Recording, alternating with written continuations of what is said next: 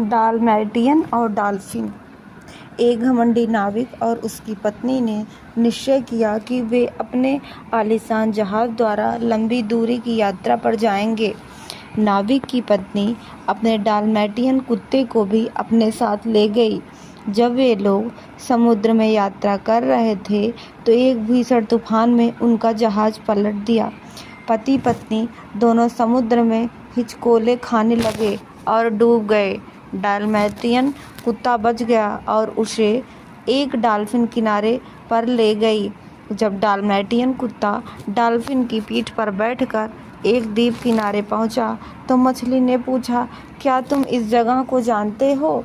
डाल्मेटियन कुत्ते ने सेखी बघाड़ते हुए कहा, मेरे पक्के दोस्तों में एक दोस्त इस द्वीप का राजा है। क्या तुम जानती हो कि मैं एक राजकुमार हूँ?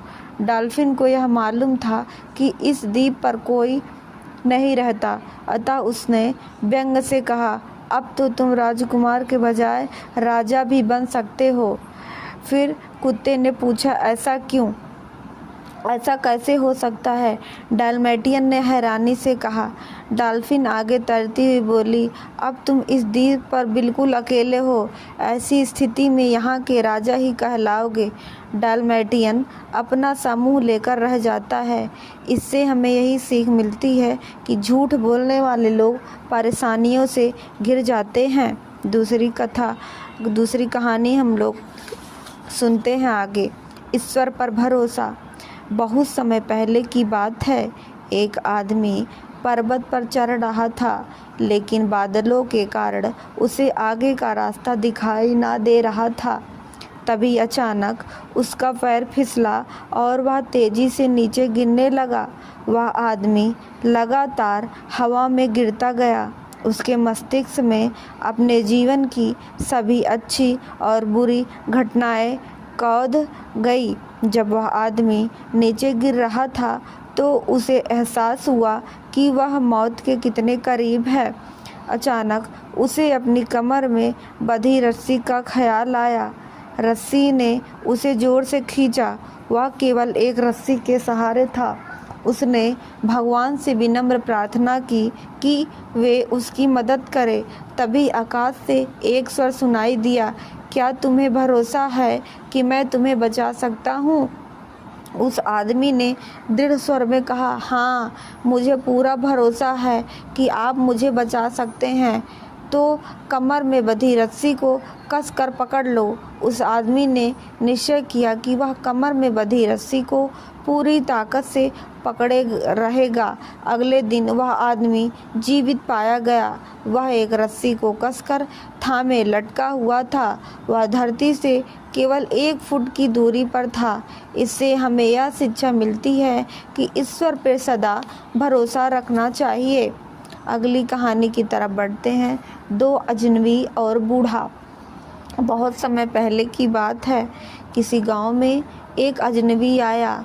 वहां उसने एक बूढ़े आदमी से पूछा, इस गांव के लोग कैसे हैं? वे अच्छे हैं या जालिम? बूढ़े ने कोई जवाब नहीं दिया और उससे पूछा, तुम्हारे गांव के लोग कैसे हैं? वे अच्छे हैं या दुष्ट? अजनबी ने गुस्से से कहा, ये बहुत बुरे और जालिम हैं। तब बूढ़ा बोला, अगर तुम्हारे गांव के लोग बुरे और जालिम हैं तो हमारे गांव के लोग भी ऐसे ही हैं। थोड़ी देर बाद उस गांव में एक अन्य अजनबी आया और उसने भी बूढ़े आदमी से वही प्रश्न किया जो पहले वाले अजनबी ने पूछा था। वह भी यह जानना चाहता था कि ये इस गांव के लोग कैसे हैं। बूढ़े ने अपना सवाल दोहरा दिया। तब दूसरे आदमी ने कहा, वे तो बहुत दयालु और दरियादिल हैं। बूढ़े आदमी ने कहा, मेरे गांव वाले भी बहुत दयालु और दरियादिल हैं। तब पहले वाले अजनबी ने पूछा, तुमने 2 लोगों को एक ही सवाल का अलग अलग जवाब क्यों दिया? बूढ़े आदमी ने कहा, तुम्हारे साथ लोग वैसे ही पेश आते हैं जैसे तुम दूसरों के साथ पेश आते हो। इससे हमें यह शिक्षा मिलती है कि यह संसार एक दर्पण की तरह है। जैसे तुम करोगे उसका परिणाम भी तुमको वैसे ही मिलेगा। अगली कहानी की तरफ हम बढ़ते हैं। बिल्ली के गले में घंटी कौन बांधे। 20वीं सदी की बात है। एक राजा अपने महल में चूहों की बढ़ती संख्या से बहुत परेशान था। ऐसी स्थिति में उसने एक बिल्ली पाल ली ताकि चूहों का सफाया किया जा सके। तभी चूहे डर गए और उन्होंने एक सभा बुलाई। सभा में यह निर्णय किया गया कि बिल्ली के गले में एक घंटी बंधी जाए, परंतु डरपोक चूहे ऐसा नहीं कर सके। उन्होंने कहा, हमारी पौराणिक पुस्तक में लिखा है कि हम लोगों के पूर्वज बिल्ली के गले में घंटी नहीं बांध सके, इसलिए उन चूहों ने भी इस बारे में विचार करना छोड़ दिया। धीरे धीरे समय बीतता गया और 21वीं सदी आ गई। वर्तमान समय के चूहे बहुत चतुर थे। उनके दादा ने बिल्लियों से सावधान रहने को कहा, लेकिन नई पीढ़ी ने तय किया कि वे बिल्ली के गले में घंटी बांधकर ही दम लेंगे। उन्होंने ऐसा कर भी दिखाया। सभी ने हैरानी से पूछा कि यह कैसे हो सका। उन्होंने जवाब दिया, हम लोग दवा की दुकान से नींद की गोलियां ले आए और उन्हें बिल्ली के दूध में मिला दिया। जब बिल्ली दूध पीकर सो गई तो हम लोगों ने उसके गले में घंटी बांध दी। इससे हमें यही शिक्षा मिलती है कि बुद्धिमत्ता से समस्या, कितनी बड़ी भी समस्या हो, वो हल की जा सकती है। अगली कहानी है स्टारफिश की। बहुत समय पहले की बात है। एक लड़के ने किसी बूढ़े आदमी को दिल ढलने के बाद मैक्सिको के एक सागर तट पर अकेले टहलते हुए देखा। जब वह उसके पास गया तो उसने पाया कि वह बूढ़ा आदमी बार बार ज़मीन से स्टारफिश उठाकर पानी में फेंक रहा था। वे स्टारफिश बहकर किनारे पर आ गई थी। उस लड़के ने बूढ़े आदमी से ऐसा करने का कारण पूछा। बूढ़े आदमी ने कहा, ये स्टारफिश पानी के साथ किनारे पर आ जाती हैं। अगर इन्हें वापस पानी में न डाला जाए तो ये ऑक्सीजन की कमी से मर जाएंगी। यह सुनकर उस लड़के ने कहा, यहाँ सागर तट पर तो हजारों स्टारफिश आ गई हैं, आप इन सबको तो पानी में नहीं फेंक सकते। इस प्रकार आपकी इस काम से क्या लाभ होगा?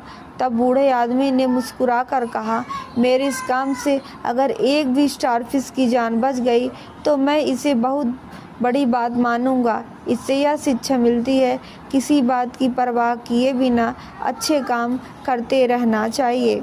अगली कहानी है भूखा लोमड़। एक बार एक लोमड़ जंगल में भोजन तलाश रहा था।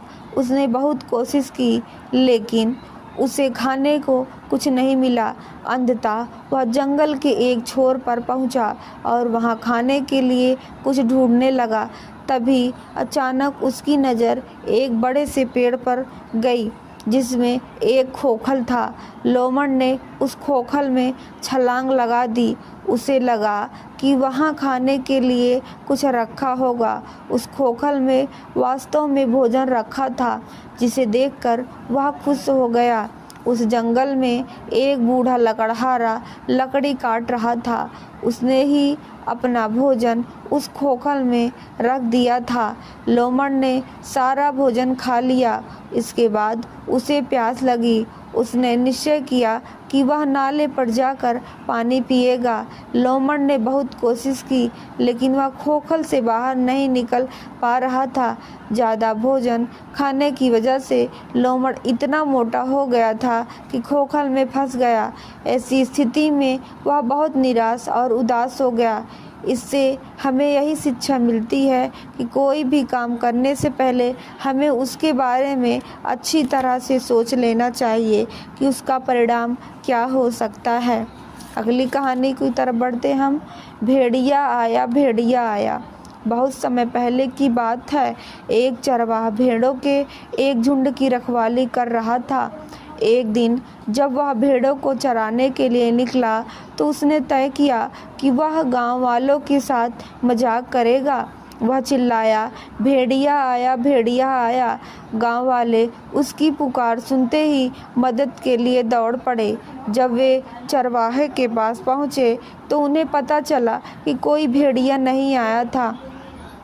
चरवाहा उनका मजाक उड़ाने लगा। हा हा हा हा, मैं तो तुम लोगों को बेवकूफ़ बना रहा था।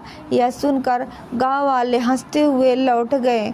कुछ दिनों बाद चरवाहे ने फिर वही खेल दोहराया। वह चिल्लाया, बचाओ, भेड़िया आया, भेड़िया आया। लोग लाठियाँ आदि लेकर उसकी मदद करने के लिए गए। उन्हें वहाँ भेड़िया नहीं मिला। इस बार वह गुस्सा होकर लौट आए। इस तरह चरवाहों ने गांव वालों को कई बार मूर्ख बनाया। गांव वाले समझ गए कि वह हम लोगों को परेशान करने के लिए ऐसा करता है। लेकिन एक दिन सचमुच चरवाहे के झुंड पर भेड़ियों ने हमला कर दिया। वह मदद के लिए चिल्लाया, लेकिन कोई भी गांव वाला उसकी मदद करने नहीं पहुंचा। जब वे आए तो बहुत देर हो चुकी थी और चरवाहे की अनेक भेड़ें भेड़िया द्वारा मारी जा चुकी थी। इससे हमें यही शिक्षा मिलती है कि हमें दूसरों को मूर्ख बनाने के लिए झूठ नहीं बोलना चाहिए, क्योंकि अगर हम कभी सच भी बोलेंगे तब भी किसी को विश्वास नहीं होगा। अगली कहानी है मूर्ख ग्वालिन। एक ग्वालिन अपने सिर पर दूध का बड़ा सा मटका रखकर दूध बेचने जा रही थी। जब वह बाजार की ओर मुड़ी तभी अचानक उसके दिमाग में यह विचार आया कि अब वह दूध बेचकर बहुत अमीर हो जाएगी। ग्वालिन दूध बेचकर प्राप्त होने वाले पैसों के बारे में सोचते ही अत्यंत उत्साहित हो गई। ग्वालिन सपना देखने लगी कि वह उन पैसों को कैसे प्रयोग में लाएगी। वह मन ही मन कुछ बोलते हुए अपने हाथ हिला रही थी।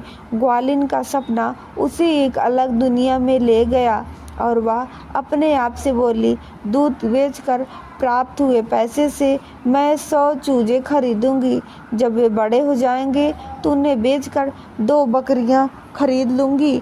जब बकरियां बड़ी हो जाएंगी तो उन्हें अच्छे दामों में बेच दूंगी। ग्वालिन ने दिन में यह सपने देखते हुए आगे कहा, शीघ्र ही मैं 2 गाय खरीद लूँगी, फिर उनका दूध बेचकर खूब पैसे कमाऊंगी और सुखपूर्वक जीवन व्यतीत करूंगी। इन सभी बातों की कल्पना करते हुए ग्वालिन जोर जोर से उछलने लगी। तभी अचानक उसका पाँव उलझा और वह जमीन पर गिर पड़ी।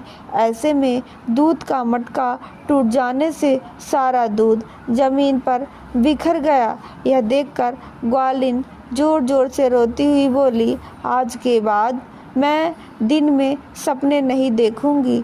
इससे हमें यही शिक्षा मिलती है कि हमें सेक चिल्ली नहीं बनना चाहिए, हमें ज़्यादा खुश नहीं होना चाहिए। अगली कहानी की तरफ हम आगे बढ़ते हैं। बच्चे का नज़रिया। एक बूढ़ा और कमज़ोर आदमी अपने बेटे, बहू तथा 4 वर्ष के पोतों के साथ रहता था। बूढ़े आदमी के हाथ पैर कांपते थे और नज़र धुंधला गई थी। यही नहीं, वह चलते समय लड़खड़ाता भी था। सारा परिवार मेज़ पर एक साथ खाना खाता था, लेकिन दादा के हाथ कांपते और हाथों धुंधली नज़र के कारण उनके लिए भोजन करना कठिन हो गया था। वो 2-3 तस्तरियाँ तोड़ चुके थे, इसलिए उन्हें लकड़ी की प्लेट कटोरों में खाना दिया जाने लगा था। घर का बच्चा इस बात को अपने ही नज़रिए से देख रहा था। एक दिन शाम को भोजन करने से पहले पिता ने देखा कि उनका बेटा लकड़ी के कुछ टुकड़ों से खेल रहा था। उसने स्नेहपूर्वक बच्चे से पूछा, बेटा तुम क्या बना रहे हो? बच्चे ने जवाब दिया, मैं अपने मम्मी पापा के लिए लकड़ी के प्लेट और कटोरा तैयार कर रहा हूँ। जब मैं बड़ा हो जाऊँगा तो उन्हें उसमें खाना दूंगा। बेटे के यह शब्द सुनकर माता पिता भौचक्के रह गए। उन्हें अपनी गलती समझ में आ गई। वे बूढ़े पिता को अपने पास मेज़ पर बिठाकर सलीके से खाना खिलाने लगे। इससे हमें यही सीख मिलती है कि बच्चे अपने आसपास के माहौल से काफ़ी कुछ सीख लेते हैं। जो हम करेंगे उसका परिणाम हमको भी प्राप्त होगा। अगली कहानी की तरफ हम आगे बढ़ते हैं। लोमड़ी और अंगूर। बहुत भीषण गर्मी पड़ रही थी। प्रत्येक जानवर गर्मी से बेहाल था। एक लोमड़ी भोजन ढूंढने के उद्देश्य से जंगल में इधर उधर भटक रही थी। तभी उसे एक बाग दिखाई दिया जिसमें अंगूरों के रसीले गुच्छे लटक रहे थे। लोमड़ी ने आसपास देखा कि वह शिकारियों से सुरक्षित है या नहीं। वह अपने को पूरी तरह सुरक्षित पाकर संतुष्ट हो गई। फिर उसने किसी के आने से पहले उन मीठे और रसीले अंगूरों को खाने का विचार किया। लोमड़ी ने अंगूरों के गुच्छे की ओर छलांग लगाई, लेकिन कोई लाभ नहीं हुआ। फिर उसने बार बार छलांग लगाई, मगर अंगूरों की लता तक नहीं पहुंच सकी। अंगूर बहुत ऊंचाई पर लगे थे, लेकिन वह हार मानने को तैयार नहीं थी। कुछ सोचकर वह पीछे हटी और दौड़ती हुई आकर छलांग लगाई, लेकिन इस बार भी असफल रही। इधर अंधेरा होता जा रहा था और उधर लोमड़ी की भूख बढ़ती जा रही थी। भागने तथा उछलने से उसकी टांगों में दर्द होने लगा। अंत में उसने कोशिश छोड़ दी और अंगूरों के बाग से निकलती हुई बोली, मुझे अंगूर खाने ही नहीं थे, वो तो बहुत खट्टे लगते थे। इससे हमें यही सीख मिलता है, जब हमें कुछ नहीं मिलता तो हम यह दिखावा करते हैं कि वह हमारे लायक था ही नहीं। अगली कहानी की तरफ हम आगे बढ़ते हैं। चींटी और फाख्ता। भीषण गर्मियों के दिन थे। एक चींटी पानी की तलाश में इधर उधर भटक रही थी। कुछ देर बाद वह एक नाले के पास जा पहुंची।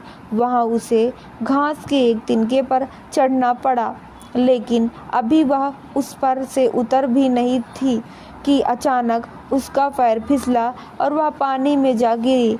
अगर पेड़ पर बैठे एक फाख्ता ने चींटी को ना देखा होता तो शायद वह पानी में बह गई होती। जब फाख्ता ने पानी में हाथ पैर मार रही चींटी को देखा तो उसने एक पत्ता तोड़कर नाले में फेंक दिया। पत्ते पर चढ़ने से चींटी की जान बच गई। उसने फाख्ता का एहसान माना। अब उन दोनों में पक्की दोस्ती हो गई। दोनों का समय बहुत खुशी खुशी बीतने लगा। एक दिन जंगल में एक शिकारी आया। उसने फाख्ता को पकड़ लिया, परंतु चींटी ने यह देख लिया था कि उसने शिकारी के पांव पर बहुत जोर से काटा। ऐसी स्थिति में शिकारी दर्द से तिलमिला उठा। उसके हाथ से जाल छूटा। मौका पाते ही फाख्ता जाल से निकलकर उड़ गया। उसकी दोस्त चींटी ने उसकी जान बचा ली। इससे हमें यही सीख मिलती है, किसी भी नेक काम के बदले में नेकी ही मिलती है। अगली कहानी है चींटी और टिड्डा। सर्दियों के दिन शुरू हो गए थे। चींटियों की एक पूरी बस्ती अनाज के उन दानों को सुखा रही थी जो गीले मौसम की वजह से भीग गए थे। तभी ठंड और भूख से अधमरा एक टिड्डा वहां आया। टिड्डे ने चींटियों से विनती करते हुए कहा, अगर आप लोग मुझे अपने दानों में से 2-3 दाने खाने को दे दें ताकि मेरे शरीर में थोड़ी सी जान आ जाए। एक चींटे ने कहा, हम लोग सारा दिन मेहनत करके अनाज इकट्ठा करते हैं, हम तुम्हें क्यों दें? टिड्डे ने बुरा सा मुंह बनाया। चींटी आगे बोली, तुम पिछली सारी गर्मियों में अपने लिए अनाज इकट्ठा करने के बजाय क्या कर रहे थे? टिड्डा बोला, ओह, मैं तो गाना गाने में ही इतना व्यस्त था कि यह काम करने की याद ही नहीं आई। चींटी ने हंसते हुए कहा, फिर तुम सारी सर्दियां भी उस तरह गाना गाते हुए बिता दो, यही तुम्हारे लिए ठीक रहेगा। यह सुनकर टिड्डा अपना सा मुंह लेकर रह जाता है और चींटी दोबारा अपने काम में जुट जाती है। इससे हमें यही सीख मिलता है, हमें अपने भविष्य के लिए सदैव तैयार रहना चाहिए। अगली कहानी है लोमड़ी और सारस। एक बार की बात है, किसी जंगल में एक स्वार्थी लोमड़ी रहती थी। एक दिन उसने अपने दोस्त सारस को अपने घर खाने की दावत दी। जब सारस लोमड़ी के घर पहुंचा तो लोमड़ी ने सारस का स्वागत किया और कहा कि वह खाने के लिए उसका ही इंतजार कर रही थी। लोमड़ी ने दोनों के लिए चपटटी तस्तरियों में सूप परोस दिया। ऐसे में सारस सूप नहीं पी सका और भूखा रह गया, जबकि लोमड़ी तत्काल सारा सूप चट कर गई।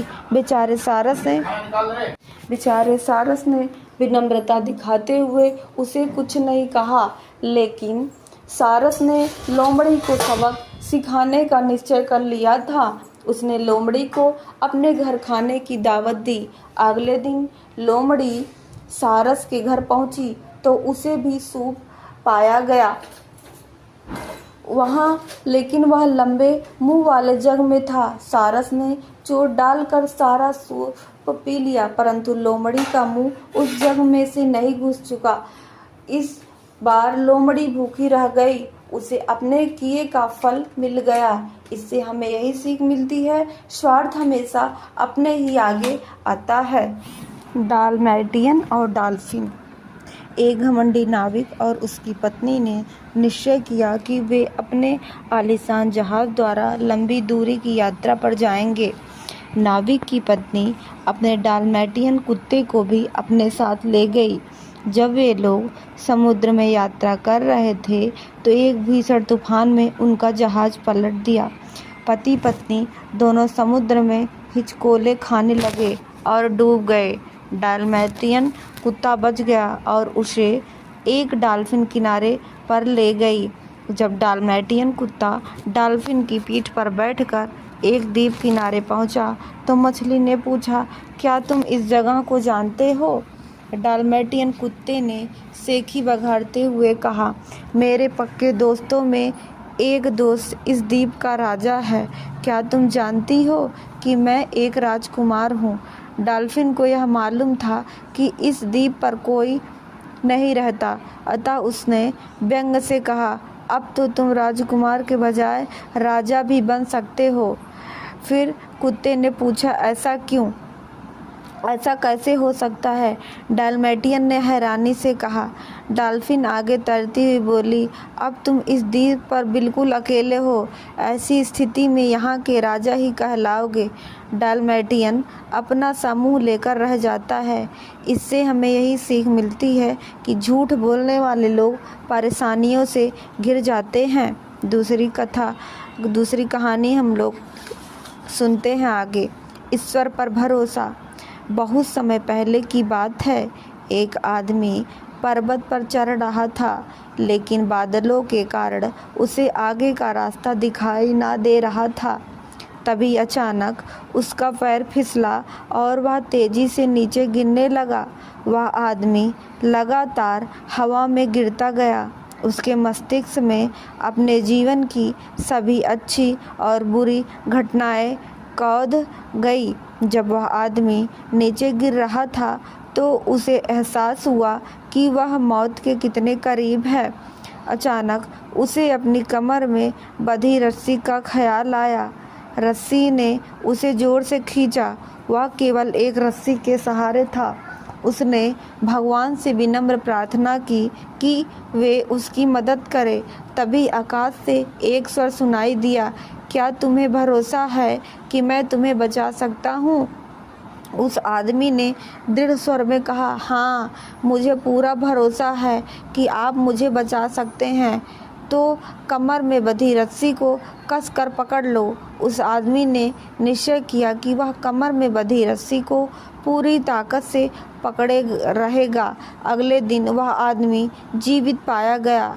वह एक रस्सी को कसकर थामे लटका हुआ था। वह धरती से केवल 1 फुट की दूरी पर था। इससे हमें यह शिक्षा मिलती है कि ईश्वर पर सदा भरोसा रखना चाहिए। अगली कहानी की तरफ बढ़ते हैं। 2 अजनबी और बूढ़ा। बहुत समय पहले की बात है। किसी गांव में एक अजनबी आया। वहां उसने एक बूढ़े आदमी से पूछा, इस गांव के लोग कैसे हैं? वे अच्छे हैं या जालिम? बूढ़े ने कोई जवाब नहीं दिया और उससे पूछा, तुम्हारे गांव के लोग कैसे हैं? वे अच्छे हैं या दुष्ट? अजनबी ने गुस्से से कहा, ये बहुत बुरे और जालिम हैं। तब बूढ़ा बोला, अगर तुम्हारे गांव के लोग बुरे और जालिम हैं तो हमारे गांव के लोग भी ऐसे ही हैं। थोड़ी देर बाद उस गांव में एक अन्य अजनबी आया और उसने भी बूढ़े आदमी से वही प्रश्न किया जो पहले वाले अजनबी ने पूछा था। वह भी यह जानना चाहता था कि ये इस गांव के लोग कैसे हैं। बूढ़े ने अपना सवाल दोहरा दिया। तब दूसरे आदमी ने कहा, वे तो बहुत दयालु और दरियादिल हैं। बूढ़े आदमी ने कहा, मेरे गांव वाले भी बहुत दयालु और दरियादिल हैं। तब पहले वाले आदमी ने पूछा, तुमने दो लोगों को एक ही सवाल का अलग अलग जवाब क्यों दिया? बूढ़े आदमी ने कहा, तुम्हारे साथ लोग वैसे ही पेश आते हैं जैसे तुम दूसरों के साथ पेश आते हो। इससे हमें यह शिक्षा मिलती है कि यह संसार एक दर्पण की तरह है, जैसे तुम करोगे उसका परिणाम भी तुमको वैसे ही मिलेगा। अगली कहानी की तरफ हम बढ़ते हैं। बिल्ली के गले में घंटी कौन बांधे? 20वीं सदी की बात है। एक राजा अपने महल में चूहों की बढ़ती संख्या से बहुत परेशान था। ऐसी स्थिति में उसने एक बिल्ली पाल ली ताकि चूहों का सफाया किया जा सके। तभी चूहे डर गए और उन्होंने एक सभा बुलाई। सभा में यह निर्णय किया गया कि बिल्ली के गले में एक घंटी बंधी जाए, परंतु डरपोक चूहे ऐसा नहीं कर सके। उन्होंने कहा, हमारी पौराणिक पुस्तक में लिखा है कि हम लोगों के पूर्वज बिल्ली के गले में घंटी नहीं बांध सके, इसलिए उन चूहों ने भी इस बारे में विचार करना छोड़ दिया। धीरे धीरे समय बीतता गया और 21वीं सदी आ गई। वर्तमान समय के चूहे बहुत चतुर थे। उनके दादा ने बिल्लियों से सावधान रहने को कहा, लेकिन नई पीढ़ी ने तय किया कि वे बिल्ली के गले में घंटी बांधकर ही दम लेंगे। उन्होंने ऐसा कर भी दिखाया। सभी ने हैरानी से पूछा कि यह कैसे हो सका। उन्होंने जवाब दिया, हम लोग दवा की दुकान से नींद की गोलियां ले आए और उन्हें बिल्ली के दूध में मिला दिया। जब बिल्ली दूध पीकर सो गई तो हम लोगों ने उसके गले में घंटी बांध दी। इससे हमें यही शिक्षा मिलती है कि बुद्धिमत्ता से समस्या, कितनी बड़ी भी समस्या हो, वो हल की जा सकती है। अगली कहानी है स्टारफिश की। बहुत समय पहले की बात है। एक लड़के ने किसी बूढ़े आदमी को दिल ढलने के बाद मैक्सिको के एक सागर तट पर अकेले टहलते हुए देखा। जब वह उसके पास गया तो उसने पाया कि वह बूढ़ा आदमी बार बार ज़मीन से स्टारफिश उठाकर पानी में फेंक रहा था। वे स्टारफिश बहकर किनारे पर आ गई थी। उस लड़के ने बूढ़े आदमी से ऐसा करने का कारण पूछा। बूढ़े आदमी ने कहा, ये स्टारफिश पानी के साथ किनारे पर आ जाती हैं। अगर इन्हें वापस पानी में न डाला जाए तो ये ऑक्सीजन की कमी से मर जाएंगी। यह सुनकर उस लड़के ने कहा, यहाँ सागर तट पर तो हजारों स्टारफिश आ गई हैं, आप इन सबको तो पानी में नहीं फेंक सकते। इस प्रकार आपकी इस काम से क्या लाभ होगा? तब बूढ़े आदमी ने मुस्कुराकर कहा, मेरे इस काम से अगर एक भी स्टारफिश की जान बच गई तो मैं इसे बहुत बड़ी बात मानूंगा। इससे यह शिक्षा मिलती है, किसी बात की परवाह किए बिना अच्छे काम करते रहना चाहिए। अगली कहानी है भूखा लोमड़। एक बार एक लोमड़ जंगल में भोजन तलाश रहा था। उसने बहुत कोशिश की, लेकिन उसे खाने को कुछ नहीं मिला। अंततः वह जंगल के एक छोर पर पहुंचा और वहां खाने के लिए कुछ ढूंढने लगा। तभी अचानक उसकी नज़र एक बड़े से पेड़ पर गई जिसमें एक खोखल था। लोमड़ ने उस खोखल में छलांग लगा दी। उसे लगा कि वहाँ खाने के लिए कुछ रखा होगा। उस खोखल में वास्तव में भोजन रखा था, जिसे देखकर वह खुश हो गया। उस जंगल में एक बूढ़ा लकड़हारा लकड़ी काट रहा था। उसने ही अपना भोजन उस खोखल में रख दिया था। लोमड़ ने सारा भोजन खा लिया। इसके बाद उसे प्यास लगी। उसने निश्चय किया कि वह नाले पर जाकर पानी पिएगा। लोमड़ ने बहुत कोशिश की, लेकिन वह खोखल से बाहर नहीं निकल पा रहा था। ज़्यादा भोजन खाने की वजह से लोमड़ इतना मोटा हो गया था कि खोखल में फंस गया। ऐसी स्थिति में वह बहुत निराश और उदास हो गया। इससे हमें यही शिक्षा मिलती है कि कोई भी काम करने से पहले हमें उसके बारे में अच्छी तरह से सोच लेना चाहिए कि उसका परिणाम क्या हो सकता है। अगली कहानी की तरफ बढ़ते हम। भेड़िया आया, भेड़िया आया। बहुत समय पहले की बात है। एक चरवाहा भेड़ों के एक झुंड की रखवाली कर रहा था। एक दिन जब वह भेड़ों को चराने के लिए निकला तो उसने तय किया कि वह गांव वालों के साथ मजाक करेगा। वह चिल्लाया, भेड़िया आया, भेड़िया आया। गांव वाले उसकी पुकार सुनते ही मदद के लिए दौड़ पड़े। जब वे चरवाहे के पास पहुंचे तो उन्हें पता चला कि कोई भेड़िया नहीं आया था। चरवाहा उनका मजाक उड़ाने लगा। हा हा हा हा, मैं तो तुम लोगों को बेवकूफ़ बना रहा था। यह सुनकर गांव वाले हंसते हुए लौट गए। कुछ दिनों बाद चरवाहे ने फिर वही खेल दोहराया। वह चिल्लाया, बचाओ, भेड़िया आया, भेड़िया आया। लोग लाठियाँ आदि लेकर उसकी मदद करने के लिए गए। उन्हें वहाँ भेड़िया नहीं मिला। इस बार वह गुस्सा होकर लौट आए। इस तरह चरवाहों ने गांव वालों को कई बार मूर्ख बनाया। गांव वाले समझ गए कि वह हम लोगों को परेशान करने के लिए ऐसा करता है। लेकिन एक दिन सचमुच चरवाहे के झुंड पर भेड़ियों ने हमला कर दिया। वह मदद के लिए चिल्लाया, लेकिन कोई भी गांव वाला उसकी मदद करने नहीं पहुंचा। जब वे आए तो बहुत देर हो चुकी थी और चरवाहे की अनेक भेड़ें भेड़िया द्वारा मारी जा चुकी थी। इससे हमें यही शिक्षा मिलती है कि हमें दूसरों को मूर्ख बनाने के लिए झूठ नहीं बोलना चाहिए, क्योंकि अगर हम कभी सच भी बोलेंगे तब भी किसी को विश्वास नहीं होगा। अगली कहानी है मूर्ख ग्वालिन। एक ग्वालिन अपने सिर पर दूध का बड़ा सा मटका रखकर दूध बेचने जा रही थी। जब वह बाजार की ओर मुड़ी तभी अचानक उसके दिमाग में यह विचार आया कि अब वह दूध बेचकर बहुत अमीर हो जाएगी।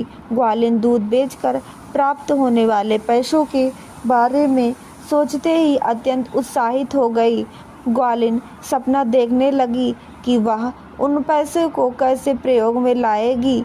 वह मन ही मन कुछ बोलते हुए अपने हाथ हिला रही थी। ग्वालिन का सपना उसे एक अलग दुनिया में ले गया और वह अपने आप से बोली, दूध बेचकर प्राप्त हुए पैसे से मैं 100 चूजे खरीदूंगी। जब वे बड़े हो जाएंगे तो उन्हें बेचकर 2 बकरियां खरीद लूँगी। जब बकरियां बड़ी हो जाएंगी तो उन्हें अच्छे दामों में बेच दूंगी। ग्वालिन ने दिन में ही यह सपने देखते हुए आगे कहा, शीघ्र ही मैं 2 गाय खरीद लूँगी, फिर उनका दूध बेचकर खूब पैसे कमाऊंगी और सुखपूर्वक जीवन व्यतीत करूंगी। इन सभी बातों की कल्पना करते हुए ग्वालिन जोर जोर से उछलने लगी। तभी अचानक उसका पाँव उलझा और वह जमीन पर गिर पड़ी। ऐसे में दूध का मटका टूट जाने से सारा दूध जमीन पर बिखर गया। यह देखकर ग्वालिन जोर जोर से रोती हुई बोली, आज के बाद मैं दिन में सपने नहीं देखूंगी। इससे हमें यही शिक्षा मिलती है कि हमें सेक चिल्ली नहीं बनना चाहिए, हमें ज़्यादा खुश नहीं होना चाहिए। अगली कहानी की तरफ हम आगे बढ़ते हैं। बच्चे का नज़रिया।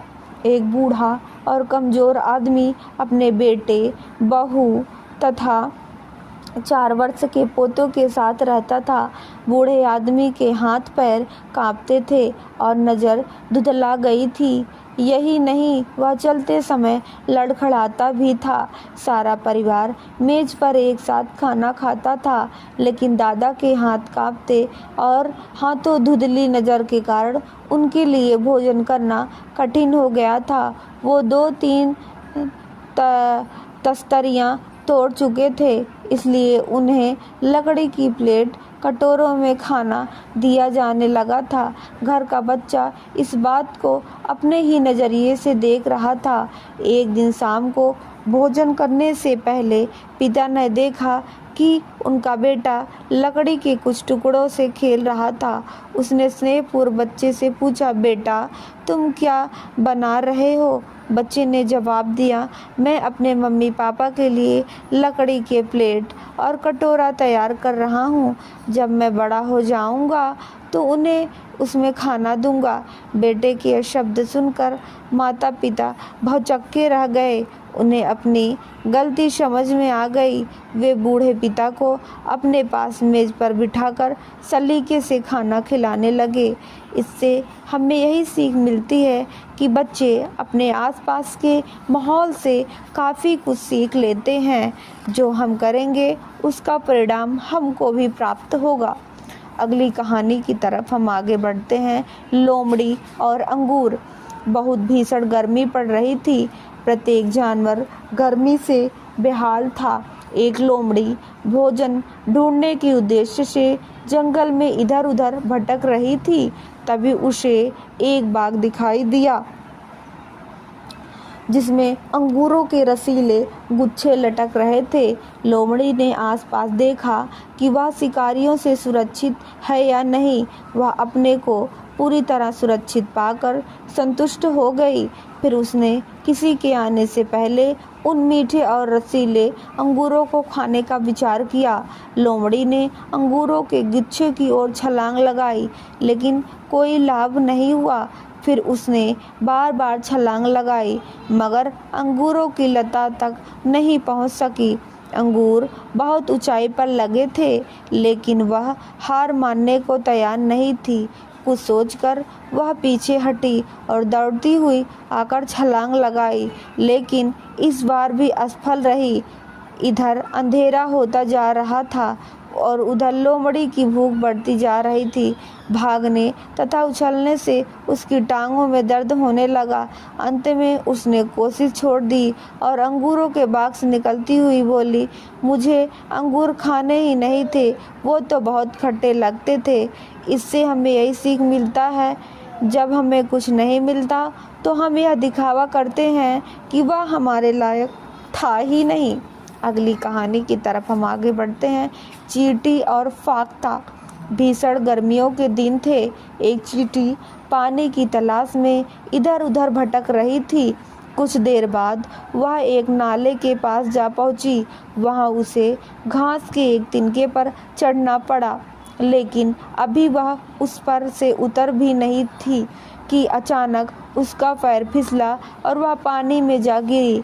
अगर पेड़ पर बैठे एक फाख्ता ने चींटी को ना देखा होता तो शायद वह पानी में बह गई होती। जब फाख्ता ने पानी में हाथ पैर मार रही चींटी को देखा तो उसने एक पत्ता तोड़कर नाले में फेंक दिया। पत्ते पर चढ़ने से चींटी की जान बच गई। उसने फाख्ता का एहसान माना। अब उन दोनों में पक्की दोस्ती हो गई। दोनों का समय बहुत खुशी खुशी बीतने लगा। एक दिन जंगल में एक शिकारी आया। उसने फाख्ता को पकड़ लिया, परंतु चींटी ने यह देख लिया था कि उसने शिकारी के पांव पर बहुत जोर से काटा। ऐसी स्थिति में शिकारी दर्द से तिलमिला उठा। उसके हाथ से जाल छूटा। मौका पाते ही फाख्ता जाल से निकलकर उड़ गया। उसकी दोस्त चींटी ने उसकी जान बचा ली। इससे हमें यही सीख मिलती है, किसी भी नेक काम के बदले में नेकी ही मिलती है। अगली कहानी है चींटी और टिड्डा। सर्दियों के दिन शुरू हो गए थे। चींटियों की एक पूरी बस्ती अनाज के उन दानों को सुखा रही थी जो गीले मौसम की वजह से भीग गए थे। तभी ठंड और भूख से अधमरा एक टिड्डा वहां आया। टिड्डे ने चींटियों से विनती करते हुए कहा, अगर आप लोग मुझे अपने दानों में से 2-3 दाने खाने को दे दें ताकि मेरे शरीर में थोड़ी सी जान आ जाए। एक चींटे ने कहा, हम लोग सारा दिन मेहनत करके अनाज इकट्ठा करते हैं, हम तुम्हें क्यों दें? टिड्डे ने बुरा सा मुंह बनाया। चींटी आगे बोली, तुम पिछली सारी गर्मियों में अपने लिए अनाज इकट्ठा करने के बजाय क्या कर रहे थे? टिड्डा बोला, ओह, मैं तो गाना गाने में ही इतना व्यस्त था कि यह काम करने की याद ही नहीं आई। चींटी ने हंसते हुए कहा, फिर तुम सारी सर्दियाँ भी उस तरह गाना गाते हुए बिता दो, यही तुम्हारे लिए ठीक रहेगा। यह सुनकर टिड्डा अपना सा मुंह लेकर रह जाता है और चींटी दोबारा अपने काम में जुट जाती है। इससे हमें यही सीख मिलता है, हमें अपने भविष्य के लिए सदैव तैयार रहना चाहिए। अगली कहानी है लोमड़ी और सारस। एक बार की बात है, किसी जंगल में एक स्वार्थी लोमड़ी रहती थी। एक दिन उसने अपने दोस्त सारस को अपने घर खाने की दावत दी। जब सारस लोमड़ी के घर पहुंचा तो लोमड़ी ने सारस का स्वागत किया और कहा कि वह खाने के लिए उसका ही इंतजार कर रही थी। लोमड़ी ने दोनों के लिए चपटटी तस्तरियों में सूप परोस दिया। ऐसे में सारस सूप नहीं पी सका और भूखा रह गया, जबकि लोमड़ी तत्काल सारा सूप चट कर गई। बेचारे सारस ने विनम्रता दिखाते हुए उसे कुछ नहीं कहा, लेकिन सारस ने लोमड़ी को सबक सिखाने का निश्चय कर लिया था। उसने लोमड़ी को अपने घर खाने की दावत दी। अगले दिन लोमड़ी सारस के घर पहुंची तो उसे भी सूप पाया गया वहाँ, लेकिन वह लंबे मुंह वाले जग में था। सारस ने चोट डालकर सारा सूप पी लिया, परंतु लोमड़ी का मुंह उस जग में से नहीं घुस चुका। इस बार लोमड़ी भूखी रह गई। उसे अपने किए का फल मिल गया। इससे हमें यही सीख मिलती है, स्वार्थ हमेशा अपने ही आगे आता है।